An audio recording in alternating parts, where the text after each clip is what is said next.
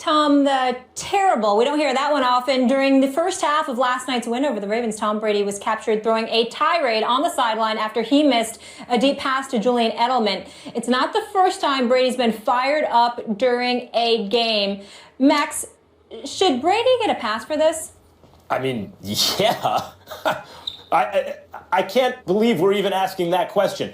Tom Brady is the greatest quarterback who ever lived. I think that's probably the best argument you can make for any quarterback is that Brady is number one. He's a four-time Super Bowl champion. He's an extremely competitive guy. Sometimes I don't like when he shows up receivers. Personally, I think, all right, you showed that guy up publicly a little bit, and maybe it wasn't even that guy's fault. But it's the same way when Popovich says something, we give him a pass because of the equity he built. If this is Popovich's process, then that's the best process. So why are we questioning it? It's better than everyone else's process. If this is Brady's process, then that's the best one. He's entitled to do it. And furthermore, it may be the best one out there because it has led to success. Of course, he not only gets a pass, but it maybe should be emulated when he does something like that. Like there's something to be taken from it. Here's the deal. Of course, Tom Brady should get a pass because he's one of the best ever, if not the best ever. But I think the question itself is being asked because, Max, the fact is that, again, I keep repeating that sports is the closest thing to a meritocracy. We look at sports and we're thinking things are fair. And so if you're going to judge an Odell Beckham Jr., even though he's a receiver and far more demonstrative than Tom Brady in my estimation, or the T.O.s or Ocho Cincos from the past and others, then people are saying, wait a minute, what you say about these individuals, how you label and characterize these individuals. Why is it that you're so quick to do that, but you're not so quick to do that with Tom Brady? Now, to me, he's great. And he wins. I don't give a damn what he does because he backs it up. And his willingness to hold individuals accountable resonates. Not to mention the fact that when he's usually demonstrative, it's usually in celebration of something team-oriented or when somebody falls short of fulfilling their responsibility. And as the quarterback and as the leader of the team, he has every right to do that. The flip side is that's not the excuse people use for condemning others while giving Tom Brady a pass. And that's the problem. I want to address that. You said, why are people so quick? I'm not so quick at all. In fact, I'm so slow. In other words, I'm slow to recognize that Tom Brady gets away with that he has built enough equity that it's Tom Brady. Forget about even the position, or it's Greg Popovich or someone like that. If Odell Beckham Jr., who I've been saying is the best receiver in football, he's on the Giants, my team, I love the Giants and love watching Odell play. But if he winds up winning 4 Super Bowls, multiple-time league MVP, Super Bowl MVP, and he starts talking to somebody and doing something which right now I'm not so crazy about, at that point, I'll tell everyone else who has something to say, shut up. He's earned that. So it's not so quick to defend Tom Brady here.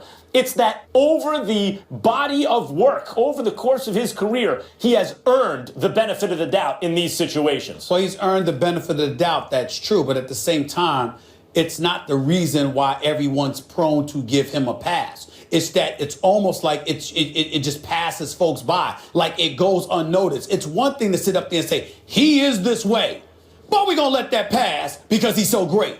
It's another thing to be in a situation where you're not even acknowledging how he chooses to conduct himself, his demonstrative tendencies. And yeah, now far be it for me to get on anybody about being demonstrative. I certainly don't have a problem with it, especially when this brother is a winner. All I'm saying is anything that points to consistency and fairness being exercised is something we should entertain instead of ignore. If you want fairness compared to Tom Brady, get on his level. Well, that's not necessarily always the case. Jerry Rice can say whatever he wants. Well, I'm not sure about that. That's the whole point. I'm not sure if Jerry Rice acted like T.O. Okay. or you're Odell right. Beckham Jr. would have been a problem. I can't speak for others. As far as I'm concerned, Jerry Rice can say whatever he wants. Okay. All right. We all know you're a bit different. But go ahead. Let's stay in the AFC. Go to the AFC North. You two. Adam Pac-Man Jones had some strong comments about Browns receiver Terrell Pryor. It still feels weird to call him a receiver after the Bengals defense shut down Pryor on Sunday. Cue the trash talk.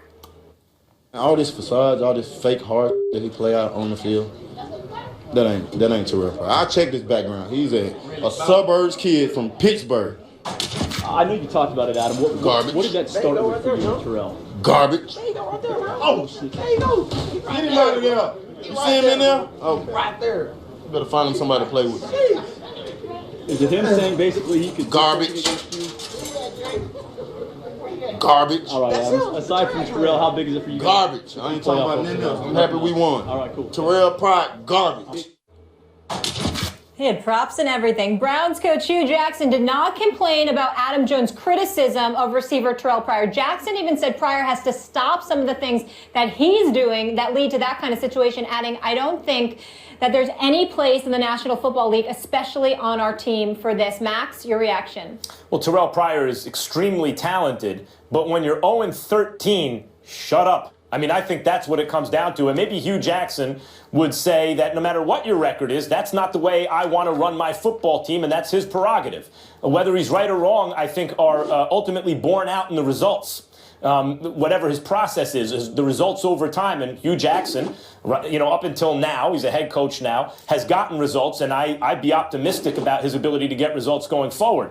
But to me, the issue is, if you're 0-13, stop talking. You're 0-13. Why are you stirring the pot?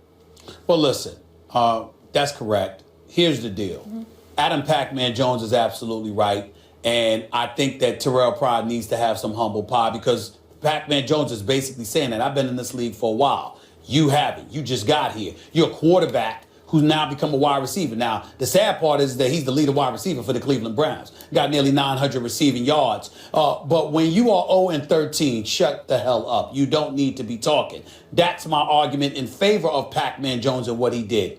What I will say in defense of Terrell Pryor is this. You got a lot of scrubs on Cleveland. You 0-13, I'm sorry, you got a lot of scrubs. Okay? You're Terrell Pryor. You're doing everything everything imaginable and everything possible to disassociate yourself from it, but you can't help it. You're wearing the same uniform, representing the same franchise, from the same city. You got to go out on the same field with these dudes every day, every week rather, knowing they stink, knowing you'll probably lose, and the frustration is just boiling. So you try to get yourself motivated, caught up in individual matchups, because what you're trying to do is separate, distance, and disassociate yourself from the abysmal circumstances that you're indelibly attached to. That's what's going on with Terrell Pryor. Yeah. So Pac-Man was right.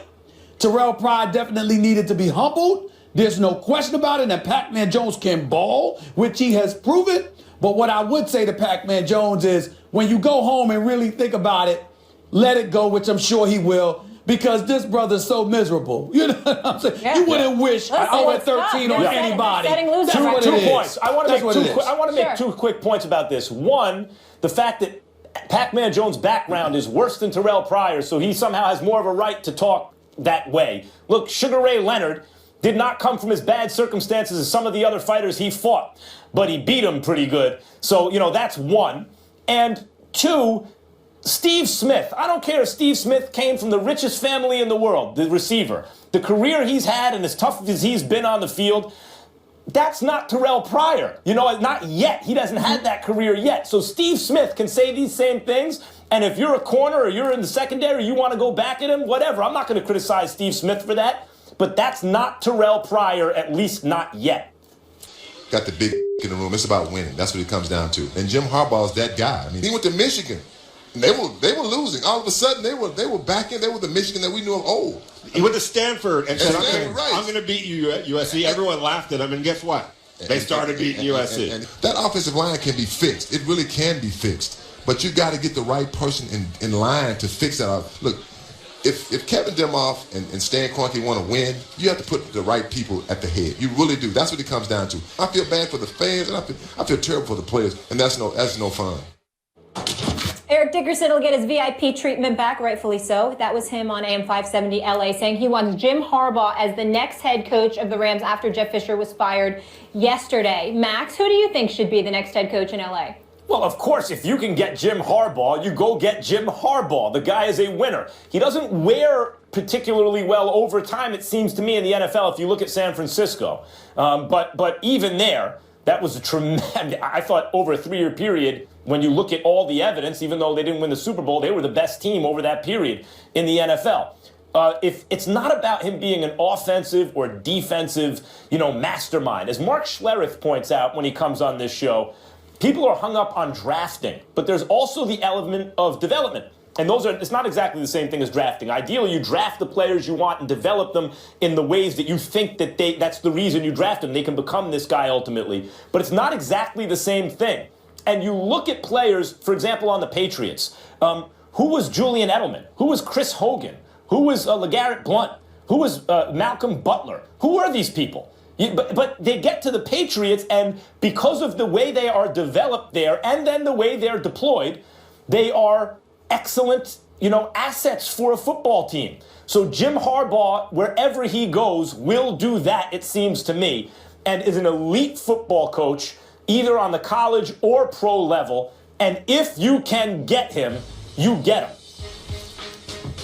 Well, you really stepped out on a limb there, and so am I, because I completely agree with you.